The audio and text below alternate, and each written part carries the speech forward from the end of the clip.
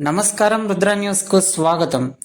అరకిపూడి బీఆర్ఎస్లో ఉన్నట్ట కాంగ్రెస్లో చేరినట్ట స్పష్టం చేయాలని రేవంత్ రెడ్డి రాష్ట్రంలో డైవర్షన్ పాలిటిక్స్ ప్లే చేస్తున్నారని బీఆర్ఎస్ నేతలు అంటే రేవంత్కు వెన్నులో వణుకు పుడుతుందని హుస్నాబాద్ నియోజకవర్గ మాజీ ఎమ్మెల్యే విడుదల సతీష్ కుమార్ ధ్వజమెత్తారు.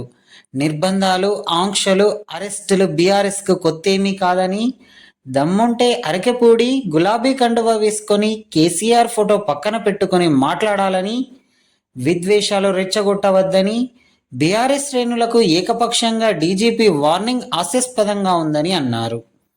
ఇందిరమ్మ రాజ్యం అంటే రేవంత్ పాలన ఎమర్జెన్సీని తలపిస్తుందని మండిపడ్డారు.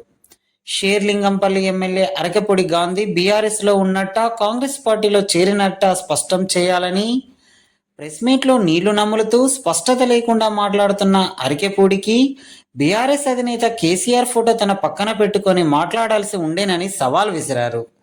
ప్రజా సమస్యలపై ప్రశ్నించిన ప్రతిసారి రేవంత్ రెడ్డి రాష్ట్రంలో ఏదో ఒక ఐడ్రామాకు తెరలేపి డైవర్షన్ పాలిటిక్స్ పాల్పడుతున్నారని ఆరోపించారు.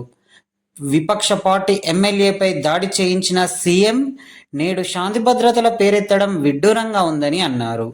రాష్ట్ర వ్యాప్తంగా బీఆర్ఎస్ పార్టీ నాయకులను పోలీసులు ఎక్కడికక్కడ హౌస్ అరెస్ట్ చేయడం, అదుపులోకి తీసుకోవడం సిగ్గుచేటని అన్నారు. తెలంగాణ ఇమేజ్ను డ్యామేజ్ చేసేలా ప్రవర్తిస్తామంటే బీఆర్ఎస్ పార్టీ చూస్తూ ఊరుకోబోదని హెచ్చరించారు.